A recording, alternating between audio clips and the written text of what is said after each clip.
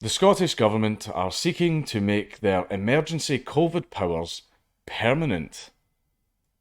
I'm shocked. Oh, I'm shocked.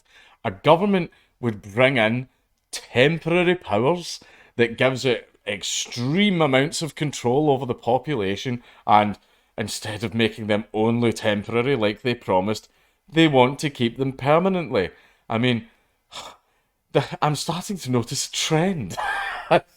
It's almost like the governments just really, really, really want more power and they want to hold on to it.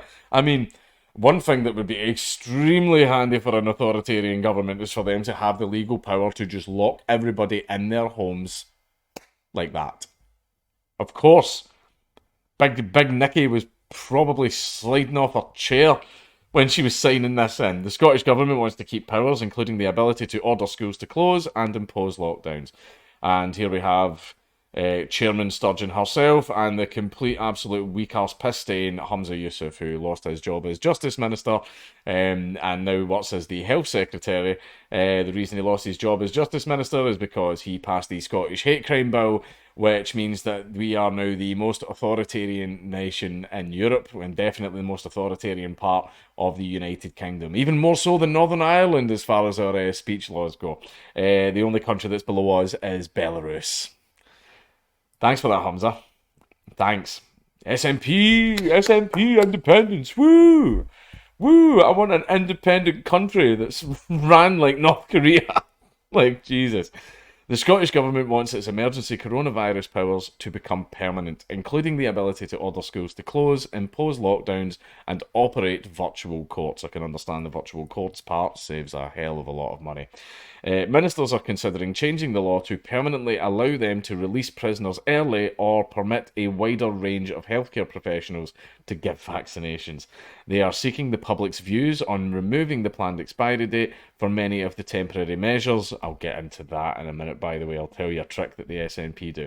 With Deputy First Minister John Swinney arguing that some of the changes have had a demonstrable benefit to the people of Scotland. Now, whenever the SNP say, we are seeking the public's views, now this is something that they did with the hate crime bill as well, and they go, we are given the feedback that we got from the public. They want this. Now, let me tell you how the SNP gets that information. They did this with the hate crime bill, where they says this is a public event that any member of the public can turn up at to this seminar and we'll discuss the legislation and blah blah blah.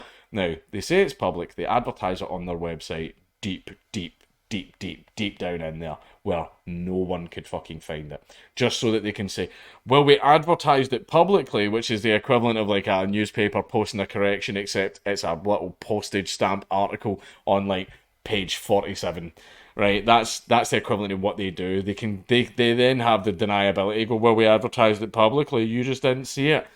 But then what they do is they send out specific invites to certain people and certain interest groups who will give them the answers that they want. For example, with the hate crime bill, it was things like the Feminist Alliance, anti-racist groups, very far left organisations who came in, and because the reason we know this is because we had a man on the inside, and basically all of them were like, yes, hate crime bad, speech bad, free speech bad, human rights bad. Like, why do we need human rights? What about my feelings? Like, those types of people. So the Scottish Government were like, oh yeah, we asked the people of Scotland and they said that they wanted this. No, you didn't.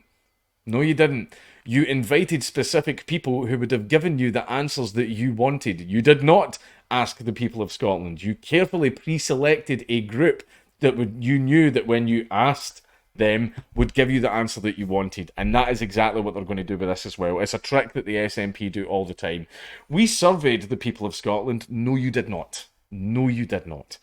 The majority of the government's current powers introduced during the pandemic are due to elapse in March 2022, although they can be extended by 6 months with Holyrood's backing. And they will be extended. There is absolutely no way in hell the SNP are going to give up this much power. They are authoritarian, power-hungry maniacs. There is no way they are going to give it up. We should never have allowed them to have this power in the first place, but, Don't let a good tragedy go to waste. Scare the crap out of everyone with, the coronavirus. Get everybody to hand over more and more of their rights, more of their freedom and everything. Tried and true method. The governments do it. Governments all over the world do it all the time. The SNP is no different. They do this constantly.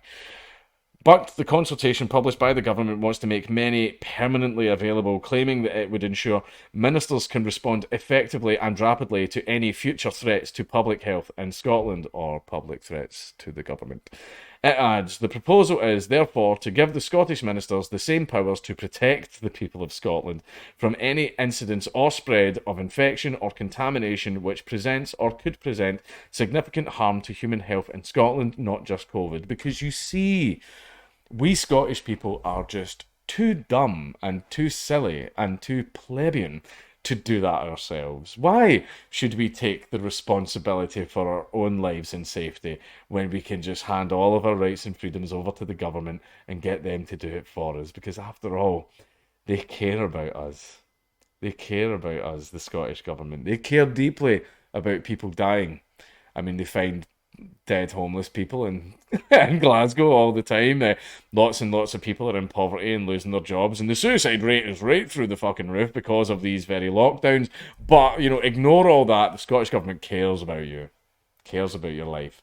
It won't do it in other areas where, like, to save lives, because that's not beneficial to them. That doesn't give us power. Who gives a fuck?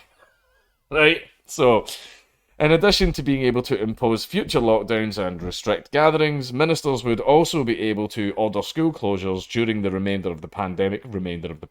This is going to go on for as long as they can drag it out for.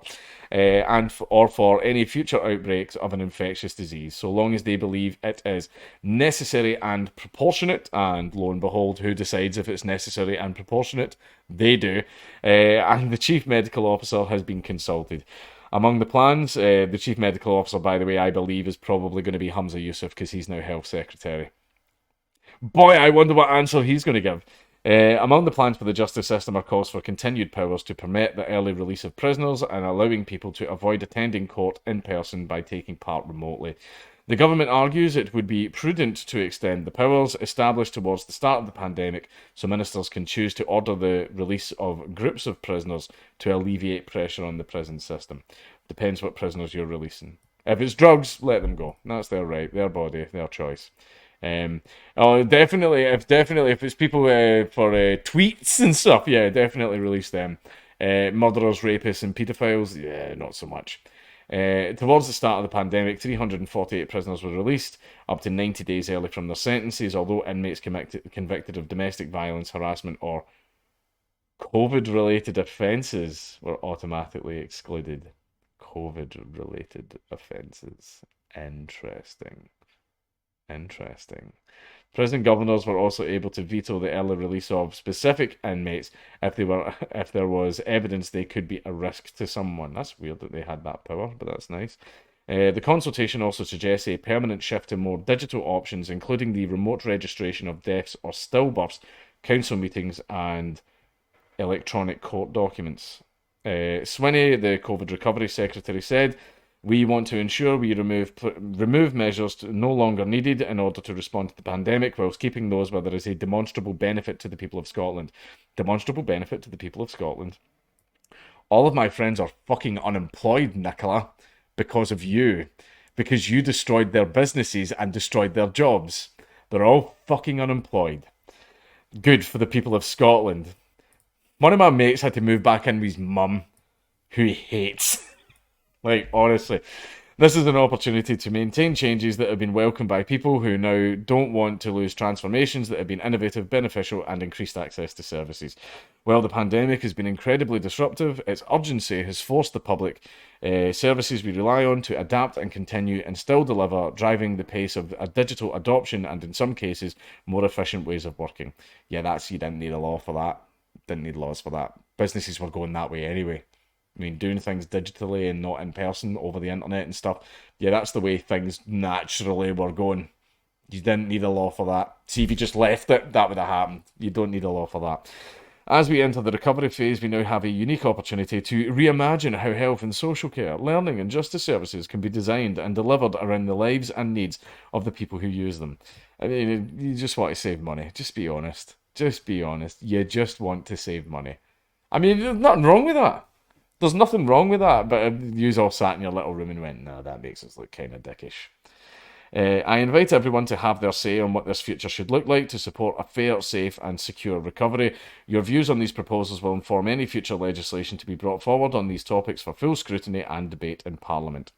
Where can we have our say? And I'll tell you where it is. It's on the Scottish Government website, and you will have to try very hard to find it. You will have to try very hard to find it. We remain committed to expiring or suspending any existing provisions that are no longer necessary, and will continue to report to Parliament every 2 months on the use of any temporary powers. Let's stop calling them temporary powers. You're making them permanent. The public will have 12 weeks until this consultation period ends on November 9th to share their views. No links, nothing included whatsoever, even though this is literally Scottish TV news.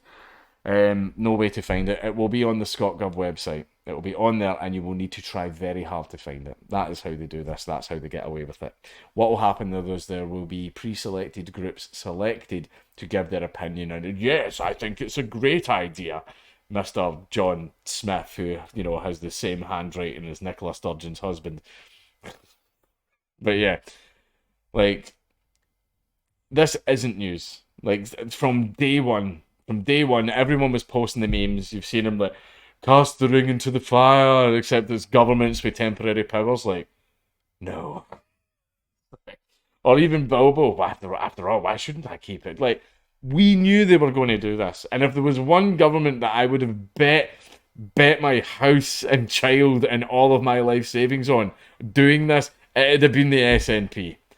It would have been the SNP. They fucking love power.